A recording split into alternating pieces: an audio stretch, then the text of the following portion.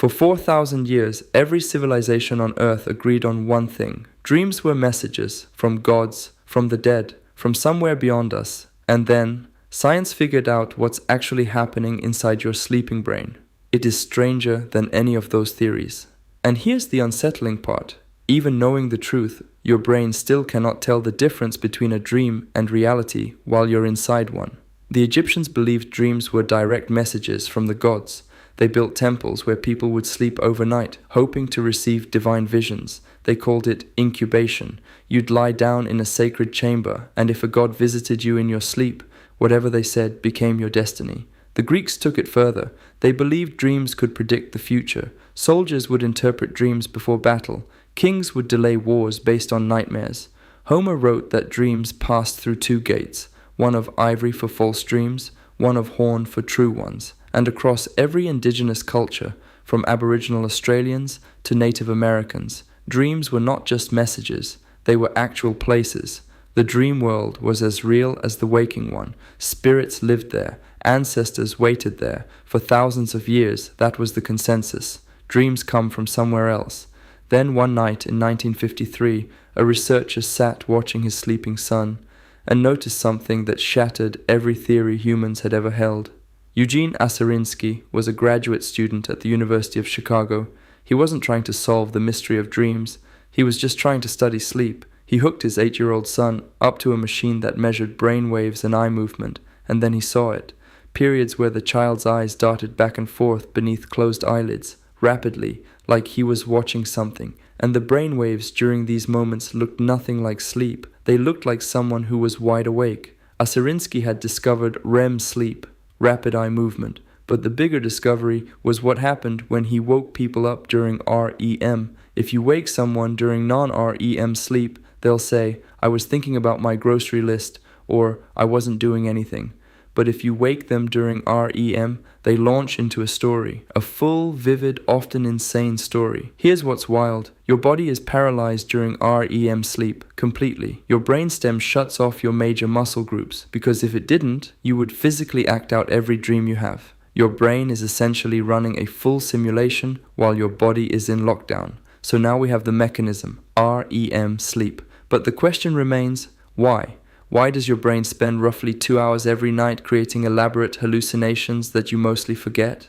Scientists have landed on a few theories, and none of them are messages from gods. Theory 1, memory consolidation. Your brain is basically the world's most obsessive librarian.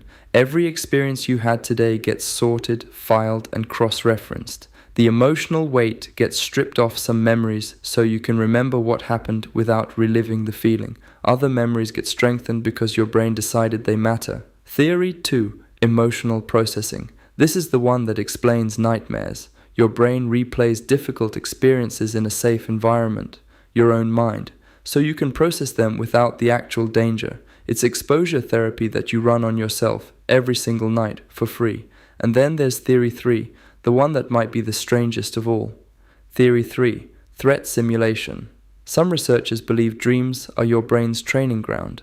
Every night, your mind runs dangerous scenarios so that if you ever face them in real life, you'll have already practiced.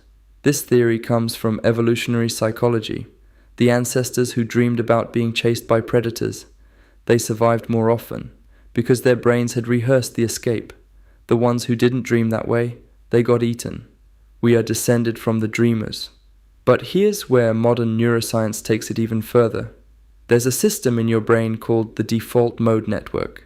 It's active when you're not focused on anything, when you're daydreaming, when your mind wanders, and it is hyperactive during REM sleep. The default mode network connects your memories, your sense of self, your imagination, and your emotions. It's the system that lets you simulate the future. When you imagine what you'll say in a conversation tomorrow, default mode network. When you replay an embarrassing moment from 10 years ago and cringe, default mode network. During dreams, this network runs completely unchained.